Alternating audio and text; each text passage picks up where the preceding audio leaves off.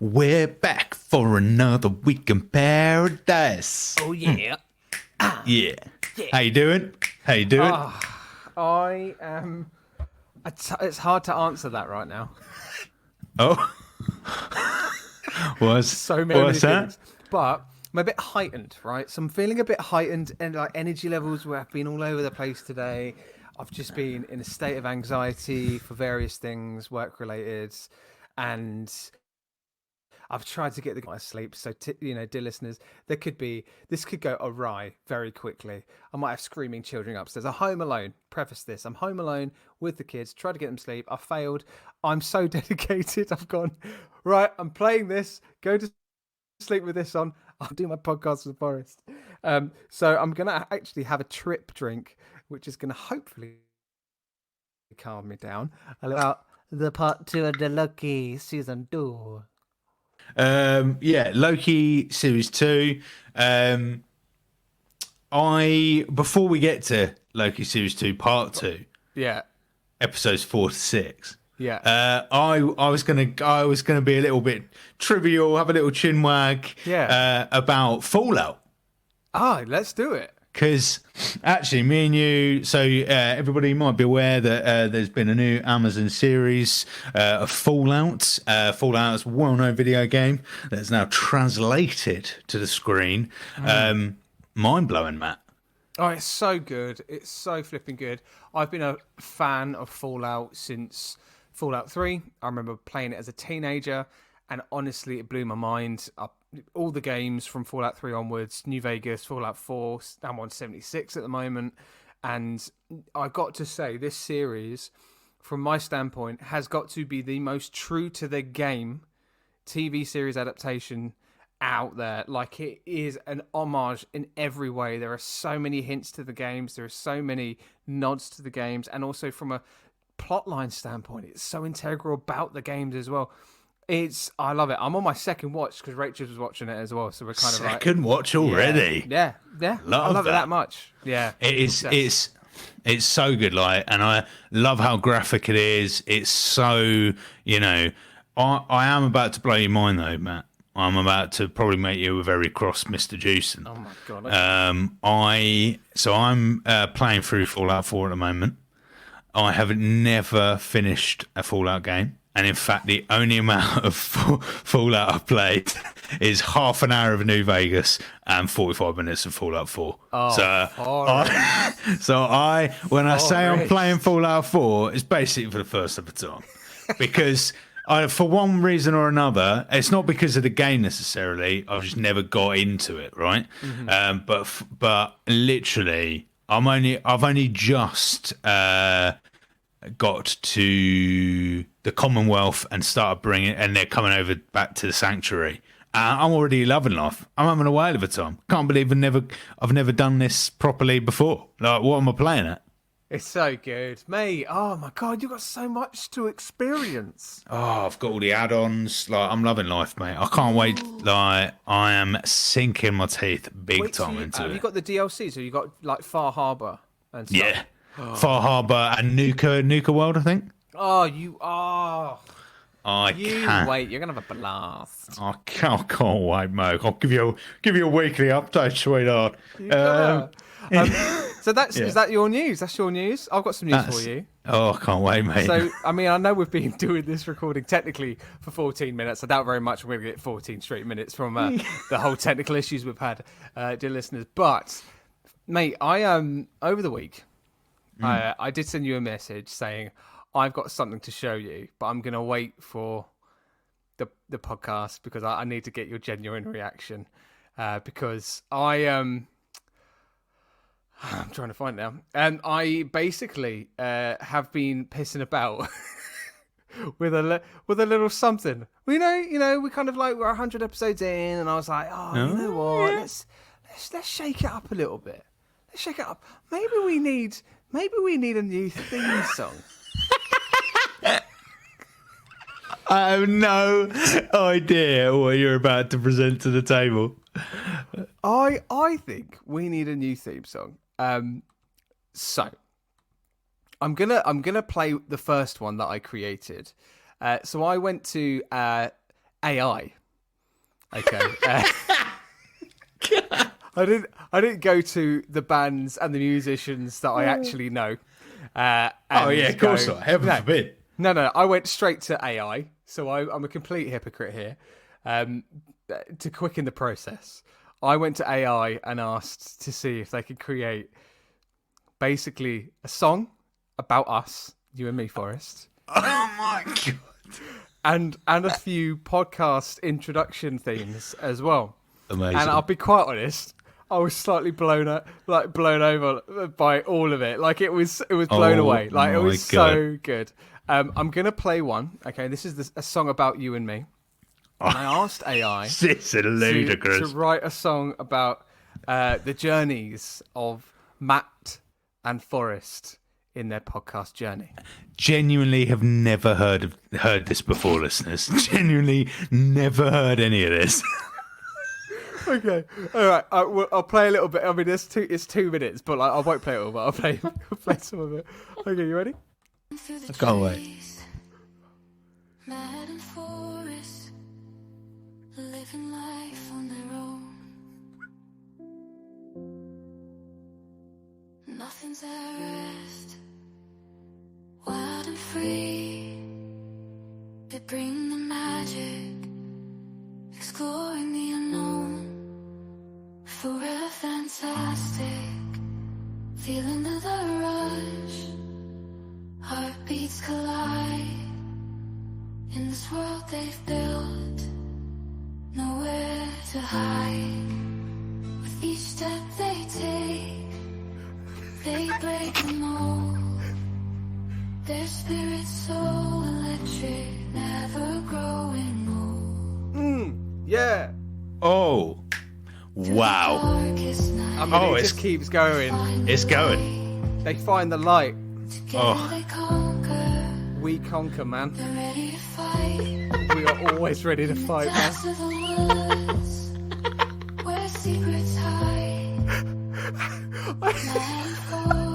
This is side by side. Honestly, mate, this is like, you know, if anyone comes to our wake, that's what's planned, mate. That is honestly. So Rachel's so obsessed with this song. She's been singing it all week, and she thinks that you and I should do a music video of it at Comic-Con this year.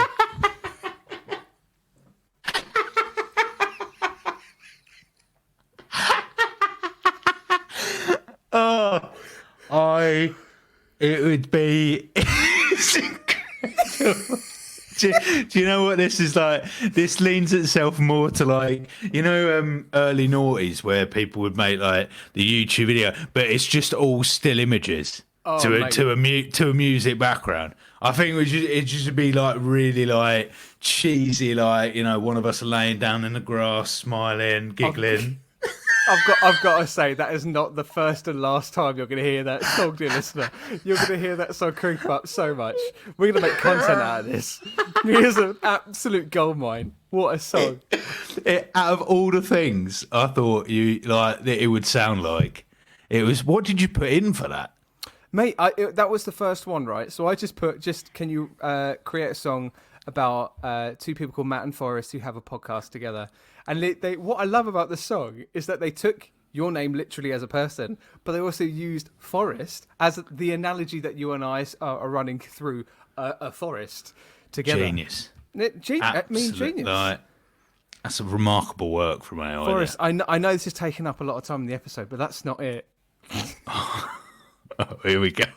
I'm gonna this now. This is the introduction of potentially of a new podcast theme song, I'd say. So I kind of narrowed it down. Basically. Hang on, it wasn't that. That wasn't it. That was just personal for you and me. Here's episode 4 of Don't Be a Hero podcast. Tonight is the night. I can't wait. Okay, so I can't remember which one it is, but basically there's two songs. There's a rock version and there's like a rap version of our podcast. Now I'll show. Let's do. Maybe I'll do the rock version now, and we'll do the rap one at the end of the podcast. Okay, just to get you two listening to make sure you got to come and listen to this whole episode. All right, we've still got lots to talk about. Okay, so I put in the AI. Okay, write a song about Mountain Forest, Don't Be a Hero podcast, MCU and DC podcast, and then literally it came up with this. And honestly, I was stunned. AI is mental. I'm a little bit in love with this song. Are you ready? I can't wait. If you're in love with it and it's rock, it's gonna be good. Where the voices collide. There's a show that'll shake you up, take you for a ride. Hosted by Matt and Forrest. They're the masters of the game. Don't be a hero, they ain't here for the fame. We're not here for the fame. With a mind in their hands, they're ready to explore. Tackle the topics that others just ignore. From pop culture, the darkest of nights. These two hosts will keep you up with their insights. They'll bring the laughs and they'll bring the heat. There's no topic too taboo. Too right. Nothing out the lead, they'll challenge your thoughts, make you question each choice. Well, some choices. Don't be a hero. Oh, mate. Raise your voice. Don't be a hero. Oh my god, Come that on. is sensational. There was the lyric about they'll give their insights or something. I was like, oh my god, mate, this is dangerous, man. Look what it's doing for the industry. You could literally take that, put it online, and people would think that you've made that, and that it'd be like that would be hands down better than anything we could actually make. Yeah. Do you know what I mean? It's mental. It's alarming. It was absolutely alarming. I got this from a mate of mine who's currently in marketing, and basically was talking about this. I can't remember. I think it's called Seno or Suno or something like that, where you can do the AI music. And honestly, I thought, I'll try it out. And the results, mate, honestly. So there is one more song I'll show you, but I'll show it at the end of the episode. But that, honestly, I've been playing that song for flipping days, going, I love this, but I feel weird about it. As a musician, I feel weird about it. Yeah, it's challenging for so many, but honest to God, that's a beat and a half, and I is seriously considering that we use that on the reg. Because I think so, mate. That is just me. But do you not have to like pay to actually use it, or can you use it? It's all ours, mate. Sorry, we're allowed to use that. Yeah. It's just Nothing that stops you. Nothing that stops you from using that. What a life! What a world, mate! What a world we live in. Or we get people like me to record something like that. Now we've got like a bass. I don't know, for an inspiration and just to sort of modify it a bit. But then, is that copyright? Is that taking someone's intellectual property? Because a computer made that, not a person. Do you know what I mean? There's such a line here. What are we doing? I don't know, but now we've heard something like that. That's just mental. That is actually like the fact that and I was listening to the lyrics to go, A, does this make sense? B, is it like relevant? All of it's all of it literally sounds like they've gone right. We know what "Don't Be a Hero" is about. Give me the guitar. It's like it looked us up. Yeah, and listened to a couple of episodes, in about a millisecond. We went to see The Darkness live, right? And if The Darkness started singing, if Justin was up there singing that, we'd be like, "Oh my god, what a tune!" Yeah, that is mental. I can't. It's like almost gone from very exciting for me to like just confused at how mental that is. Honestly, mate, I'll send you the songs later on. You can listen to them. It's honestly mind blowing. And what's mad, right? And it is. So where I work, like they are kind of using AI towards marketing and what can be achieved. And we're in like literally AI became freely available 2 years ago, 3 years at a push. It can't be any longer than 2 years ago, right? No. It's all post COVID. It became really accessible, right? Yeah. And we're already at the point where it can make that. It's madness. Imagine 5 years time, Matt. You'll do something like that, and it will be like literally just. It's really there's scary. no words. I don't. Yeah, I like that's amazing. I mean, that is amazing. But like, yeah, who knows what will happen next?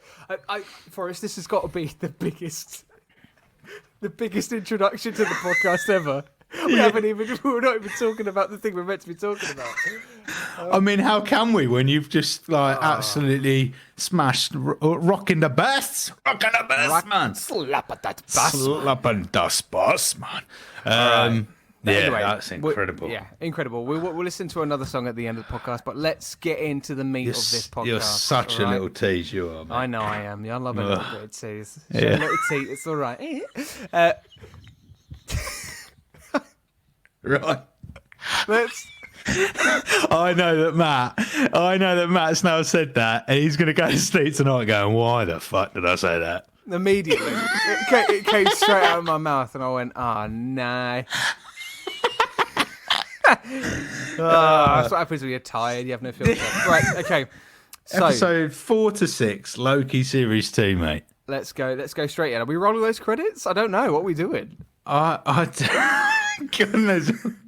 knows what we're doing. We might have played it. We might have not. Who knows? Let's roll the titles. Loki series 2. This is Don't Be a Hero podcast. See you on the other side.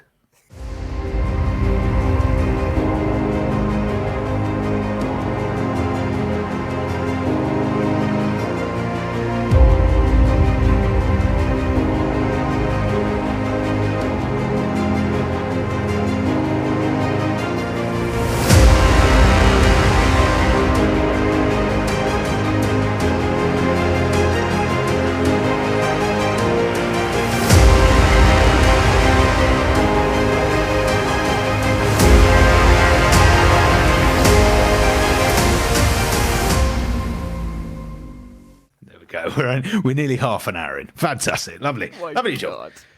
So, episode 4, we see Renslayer helping He Who Remains, but basically He Who Remains does her dirty. She ends up back at the TVA. He wipes her memory and everybody else's memory, and he asks Miss Minutes to do it.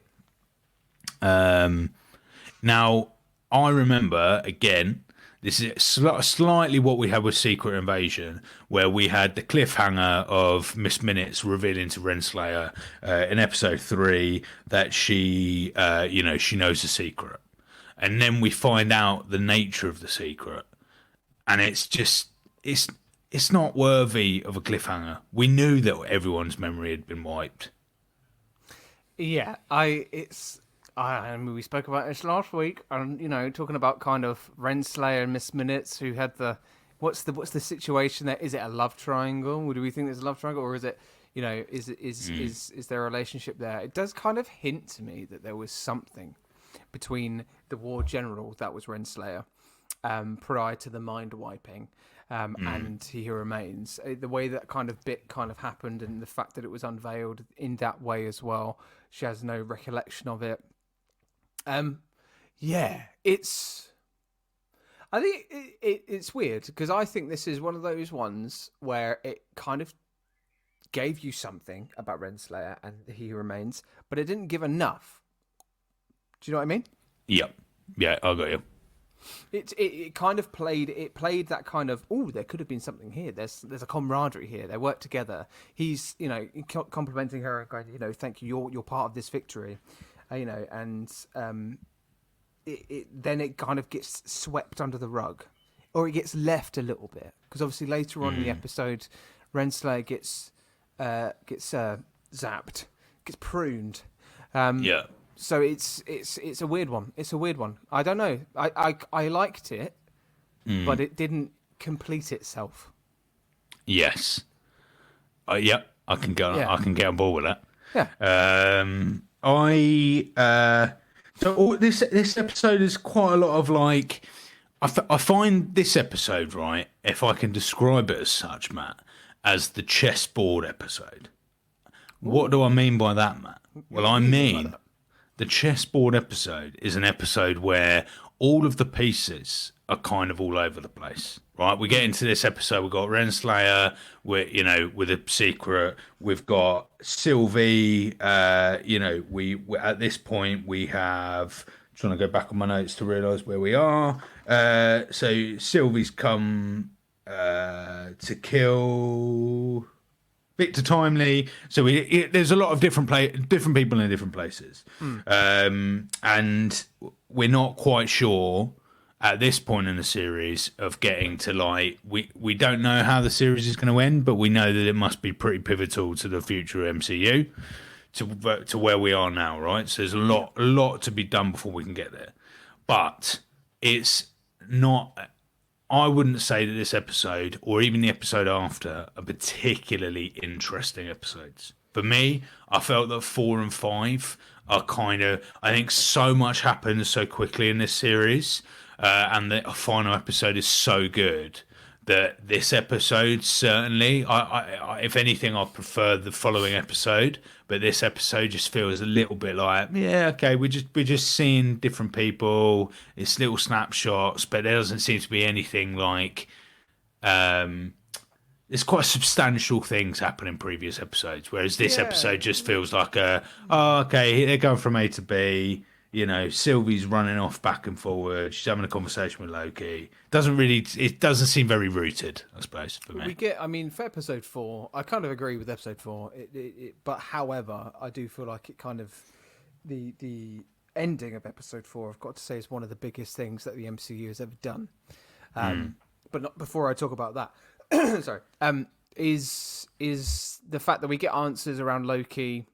On how he got pruned in that first episode. Who pruned him in that first episode? It was Loki. Surprise, surprise. We get the kind of the reveal of Sylvie. We get a good scene with Loki and Sylvie about it's the we are gods kind of thing. We're not gods, we are gods kind of situation. Rather than having their pie or not pie. That's a good dramatic scene, I'd say.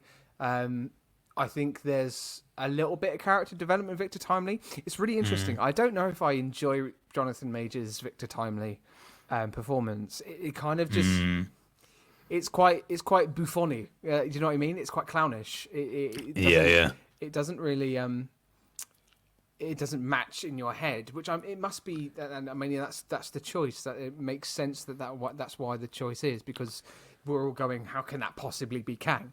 That's exactly why Sylvie decides not to kill him. That is not Kang. Sorry, I'm losing my voice. Which is a good start, isn't it? But the ending, mate. The ending. Come on. I can't say that's not like. I want to go back to the stuff. Yeah, I want to just stroll back to what you were saying about Jonathan Majors and Kang, though. And I think for me, watching this back and, reading other people's comments about Victor Timely, about Jonathan Majors' performance, all of that stuff, I think what is missing with, I would argue, maybe not so much the Kang that we meet in Ant-Man, but definitely with Victor Timely. For me, there isn't enough Kang in the performance. So yes, this is a different version of Kang, right?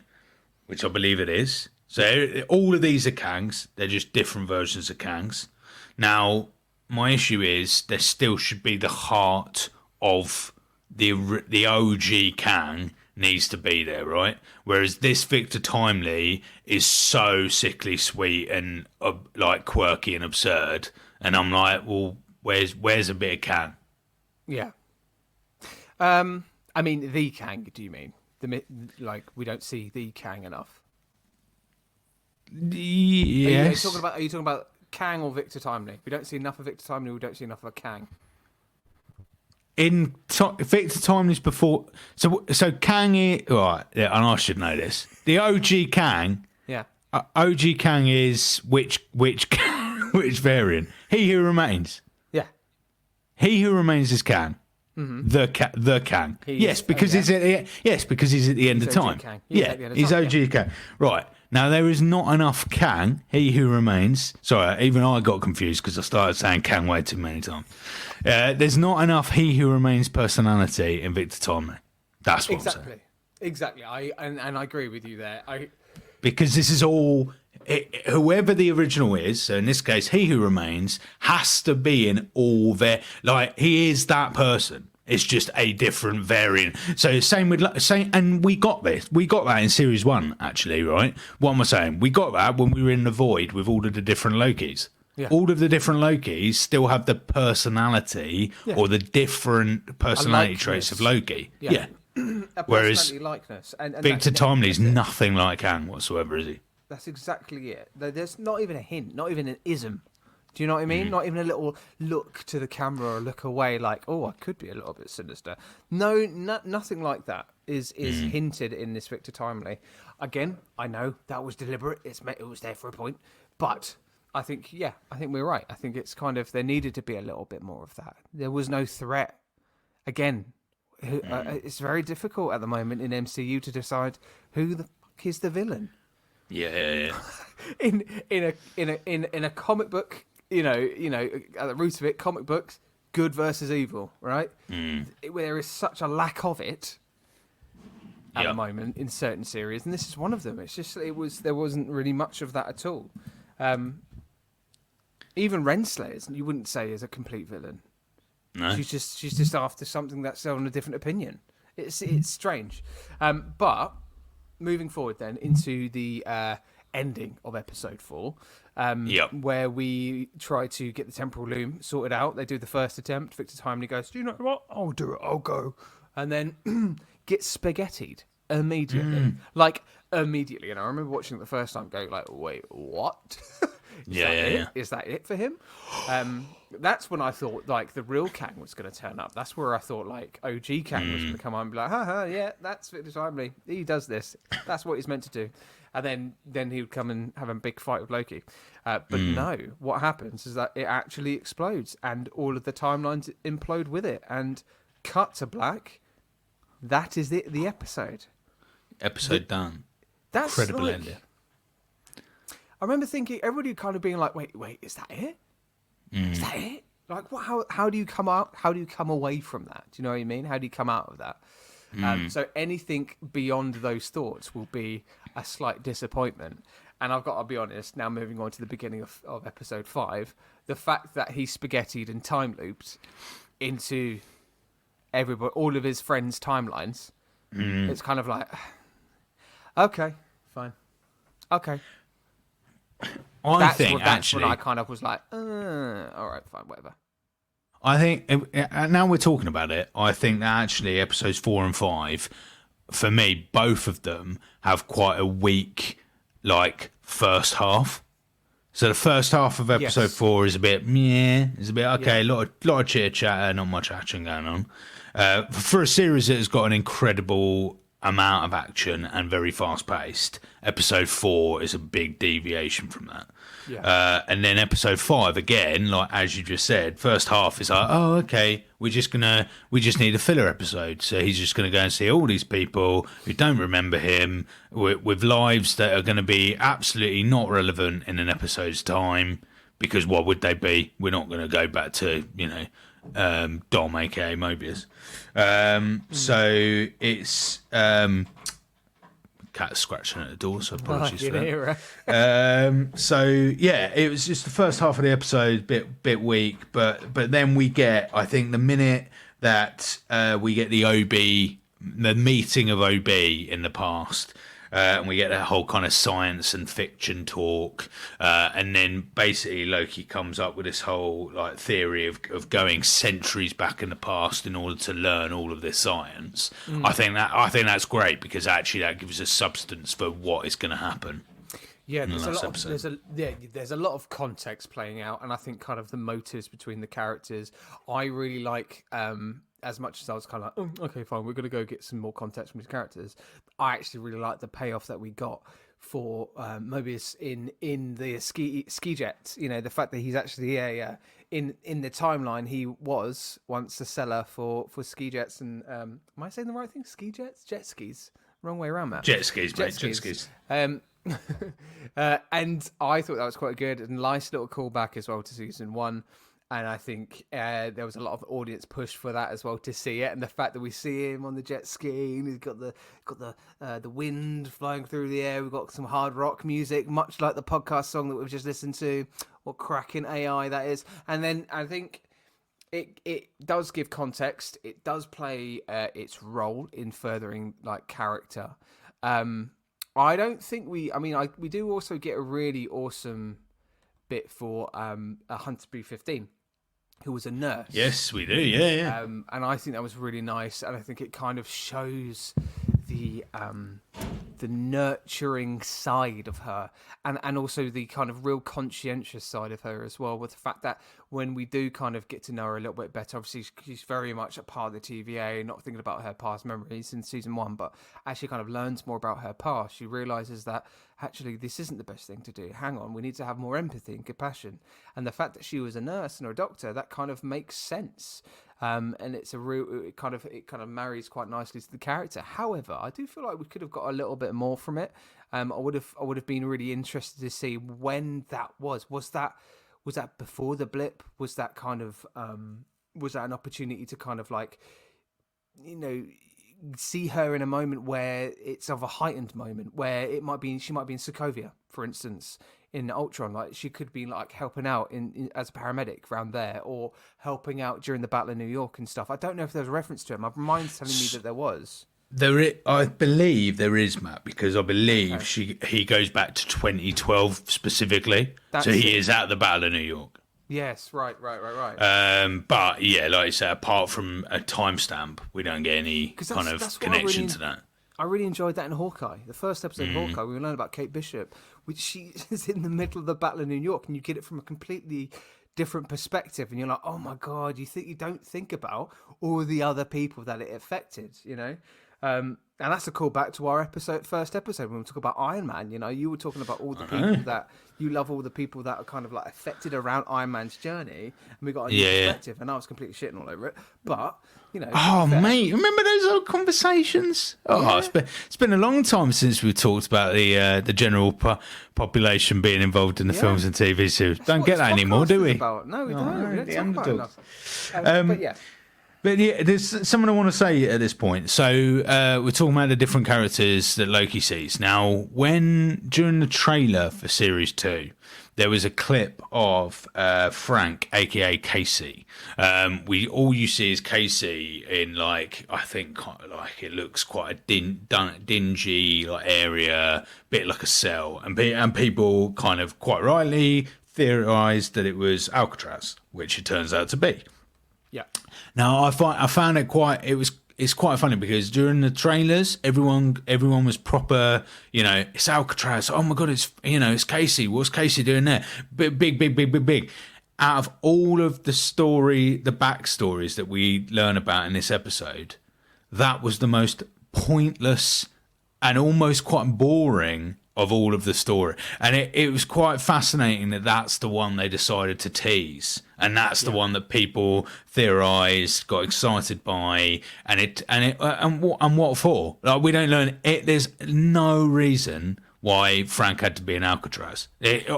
All it was worked as a narrative point so that Loki could rock up and Casey would Frank would want to disappear through the teleportation device because he wanted to get out of there as quick as possible. But that was it. It's a right letdown. I feel like it was a link to something that was originally intended for the series. So just on IMDb, there's a bit of trivia that says that the series was originally meant to follow Loki popping up throughout human history as an unlikely influence on historical events. And obviously we got little like snippets of that, you know, in season 1.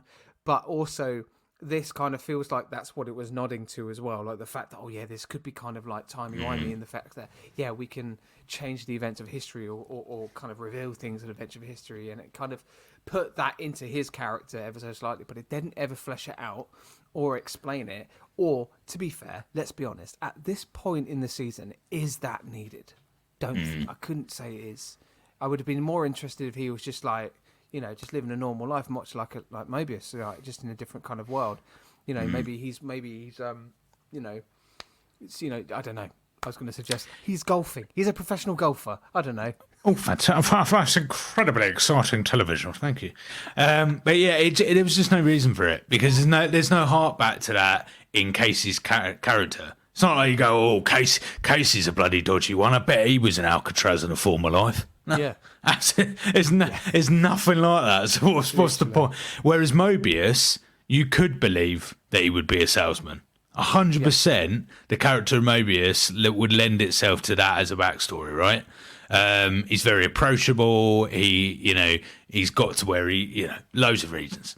But it was also it if you didn't had quite more make of sense. if you had more of a normal kind of upbringing, it also explains it and might benefit a little bit more to the fact that all of these TVA agents had a normal life, had a very normal human life, which was something that Sylvie was yearning for in her whole journey. So it kind of actually, when you think about it, the fact that I suggested him being a professional golf player or whatever isn't so far-fetched, because it kind of gives it an all full circle with that central of Sylvie just wanting to work at McDonald's the rest of her life and listening to vinyl. Very true. Very true. That's a piece of TV gold that we missed out on there, mate. Would have really changed. Hello. Honestly, I really think that one thing would have changed everything. would have gone from a 90 something for Rotten Tomatoes to straight 100. You know what I mean? Straight 100. Would have been one of the best Marvel properties you've ever seen in your life. Oh, yeah, even better. Had a bit of a hole in one. Oh, very nice. That would have been beautiful. I'll tell you what, the reviewers would have called it a hole in one. Oh, no, it was something. What a smash hit. Episode 6, Loki gives a hole in one.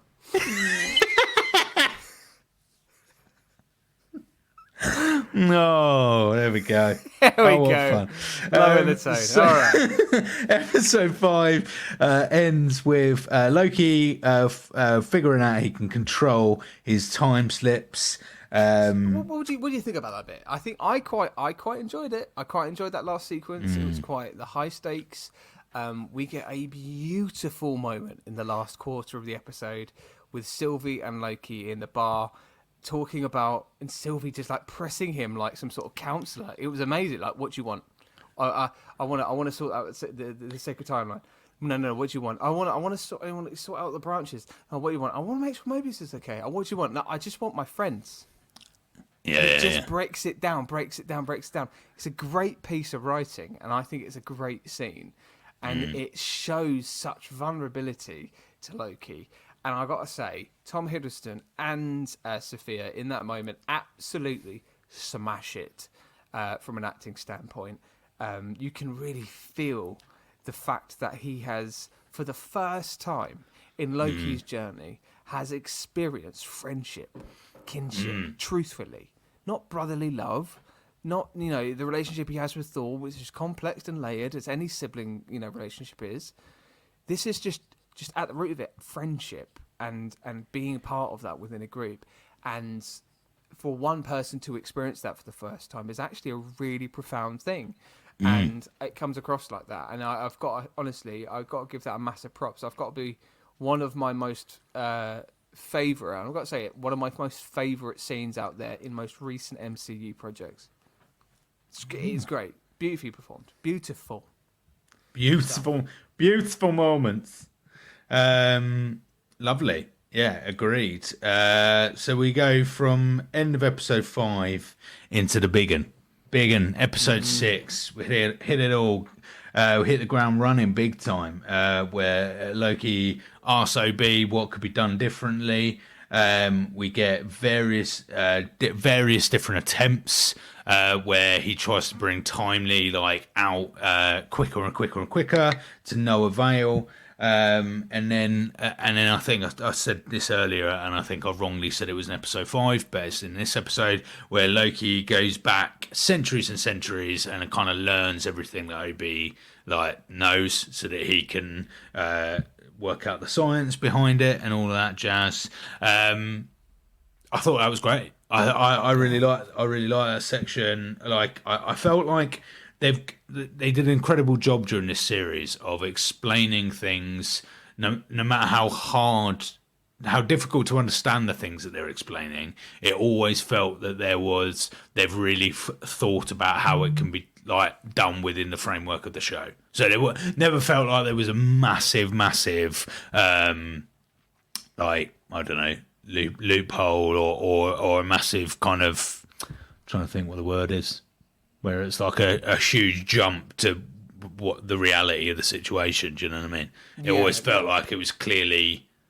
Yeah, it never felt far-fetched. Yeah, I suppose. That's it. Yeah, the idea never felt like it was too far to reach for any, audience member to really grasp and believe. Like it, in all fairness, for something that is actually it's all about time travel. It's all about that. And the moment you go into time travel and you go into the science behind it, it can get quite confusing for anyone. But it does keep to it truthfully very well about kind of focusing on the fact that we've got these branch timelines. It's all going a bit skewed. They're constantly branching. There's a consistent stream of timelines that are building and breaking, and everything's imploding on itself. You need the temporal loom, blah, blah, blah. You need all of that to help it, and put that in there to press that button, and hopefully everything will be okay. Simple. Just get it done already, for God's sake. I think, but what it does for this episode, it circles back, doesn't it? It just circles back to what episode 1 was. Episode 1 was about the same objective. It was about the same thing, getting the temporal loom sorted out and pressing this button. It's the same thing. We just go back and we see it played out in a different way. We see it played out in a more focused way. What I love about it in this bit is that we've seen a journey for Loki. We have seen at this point now Loki grow, not just from a personality standpoint, but also grow in terms of strength as a superhero, anti-hero, villain, whatever we want to call him now. But the fact that he can time travel, he can loop through time. He is, at the end of it, the master of time. It gives the sense of what the well-roundedness, and I think Tom Hiddleston said this himself. He said episode 6 is the completion of a 14-year journey for one character, and that is what it is. And it comes down to, at the end of it all, glorious purpose. That is what Loki asked for. That is what Loki declared. That is what he demanded. And at the end of it, from a very long route and a very long time of going through travel and learning about quantum mechanics and all that kind of stuff, when he had to go through the timelines now again and again and again and again, learn more from OB, and how long. And again, I dread to think how long that took. That must have took hundreds of years for him to kind of like actually know how to manufacture and operate the machinery towards we get to that final moment. But yet he becomes this god, properly god, a proper god, like more than a god, an entity, So with that, right? So he goes back hundreds of years. Now, in that time, many things have happened to Loki. Yeah. Many things have happened to his family. Many things have happened to Thor. Yeah. Now, all we see is the science that he has gained from going back. Is there going to be a little surprise in Thor 5? Has he gone back and potentially changed some certain family scenarios that we don't know of yet? Could you imagine if, like, is it Frigga? Frida, his mum. Yeah. Could be alive. Could be alive. Odin could be alive. Odin could be alive. Balder the Brave could turn up. I mean, it gives us a plot for Thor 5. That's for sure. But that is the thing, like, right? Because, like, I'd hate to think, right, like, for instance, if Thor 5, if Thor finds out, like, where Loki is, it's like, oh, he can't sit on that throne the whole time. He can't be holding the timelines together like that. He's my brother. I need him, blah, blah, blah. And you can see Thor just actually screwing it up. That doesn't make sense. It can't happen like that. So maybe the only way we do see Loki is, between those moments. And because his story is ended. Really. Yeah. And because he would use that time to tell Thor what he's about to do, right? Yeah. So maybe we've found ourselves Thor 5. Because what was the other thing I was thinking of? Oh yeah, we know, like, normally in order to like cut that thought from everyone's brain, he would be actively told, as we find out. With time travel, we hear every time, like, the person's always told, don't change anything about history, You know, don't change like your story, your overall story, or other people's journeys. Don't affect time.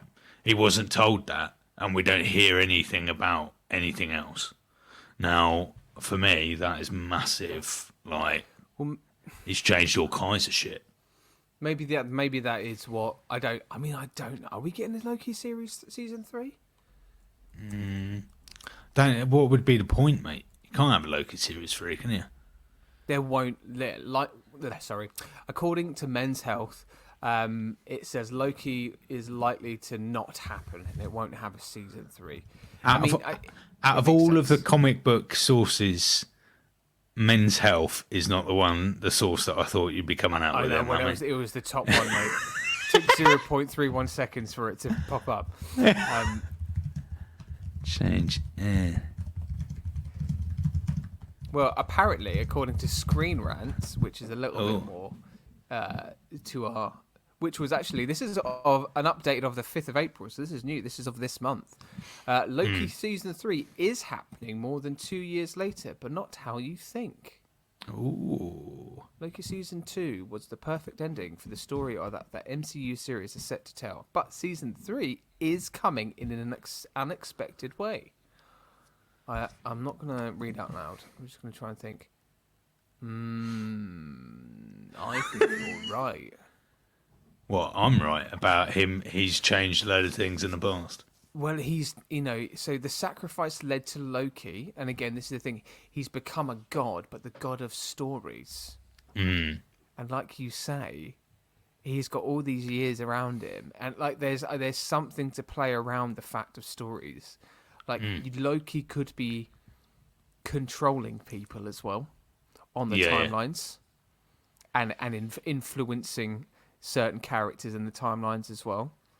You could potentially play that. Because if he did go back and he learned all this science, we're supposed to believe that everything Loki did to his dad, his mum, with the Thanos, to his brother, all of those things. So he just purely went back, learned this science, but everything else he kept exactly the same. There is no way on earth the god of mischief is doing that. He would 100%, and surely that doesn't make sense with his whole kind of, you know, I'm gonna jeopardize my life to save everybody else, right? That his journey is about him moving away from being a bastard and being a bit more understood, a bit more three-dimensional. So surely he would go back and make certain changes to certain decisions. Well, see, apparently the original intention before everything went down with Jonathan Majors. The original intention for Kang Dynasty was that it was going to be a successor from season 2 of Loki. So like the Loki's journey was going to thread very heavily into Kang Dynasty. But again, I don't, with everything that's changed, I don't know if that's going to be the case. But we're still getting that movie. So I'd be very surprised to know that if the writers have got rid of the Loki thread because of the situation. But I really loved how this ended. I really loved how season 2 ended. However, I feel like it was a little bit too much. Do you know what I mean? Yeah. It felt like it was a bit much for what? Sorry, in what regard? Just how Loki kind of like built himself. I don't know. Was it too much? Maybe it was Maybe it was just paced. It was paced well. No, it was paced well. I'm going back on that. It was paced well.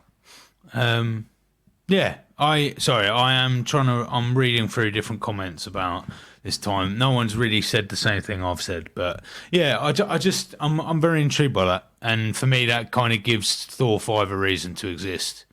So I'm gonna die on that sword and say that he's gone back, changed a load of stuff, and we're about to see all that wonderful stuff changed. And I'm gonna hope 2 seconds, mate. Can we pause for a second? Oh, we're gonna pause. We'll see you in a minute.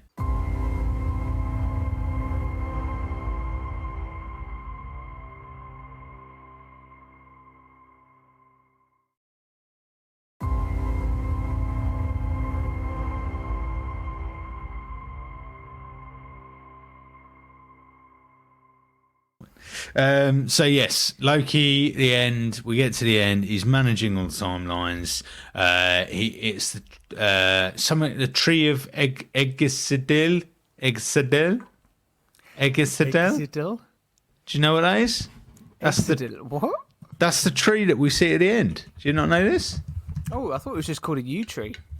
No, mate. It's the tree of Yggdrasil. Yggdrasil is a tree in Norse mythology that contains the 9 realms that make up the cosmos. In Norse mythology, the tree and its worlds make up the entire universe. It is an ash tree that's strongly associated with Odin, a major god.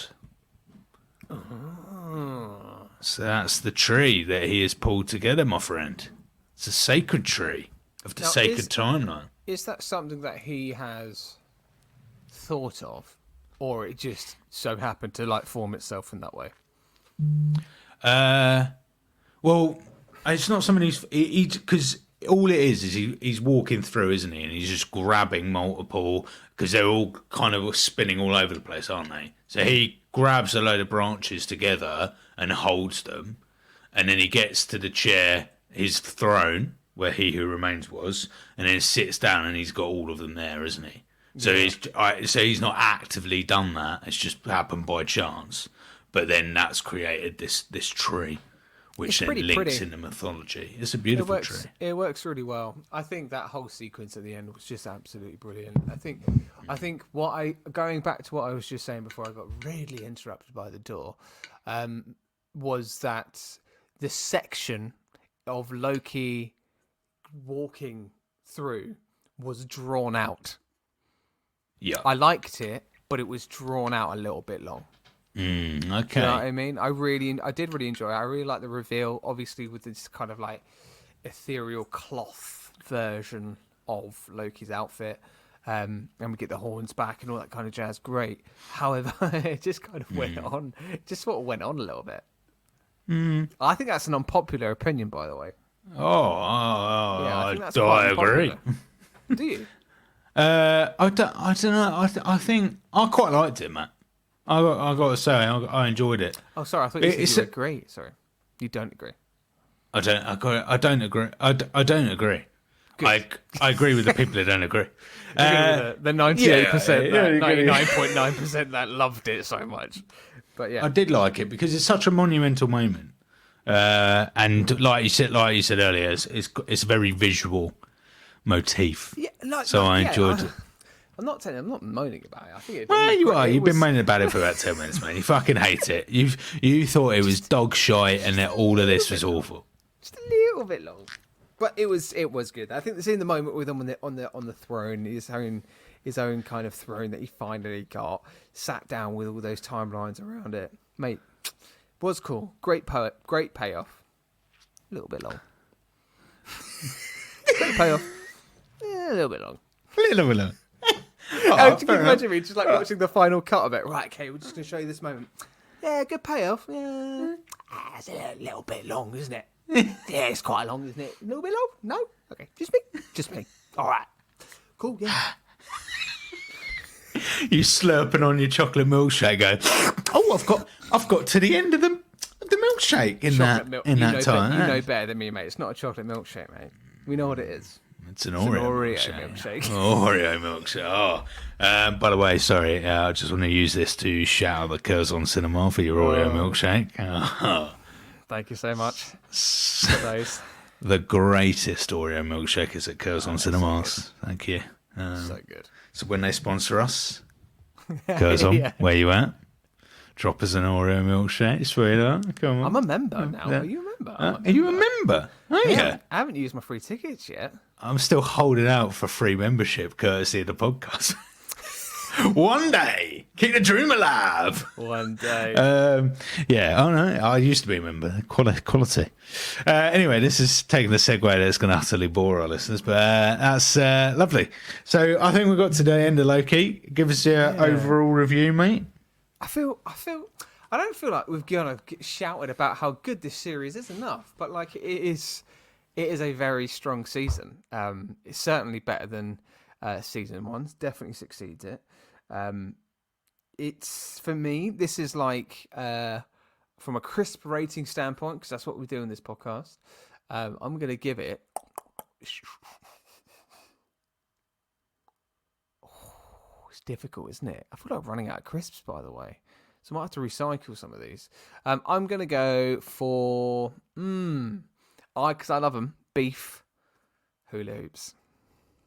Oh, that's a strong crisp. That is a strong crisp. I'm going to go for, because I like them, a crisp that I had only today.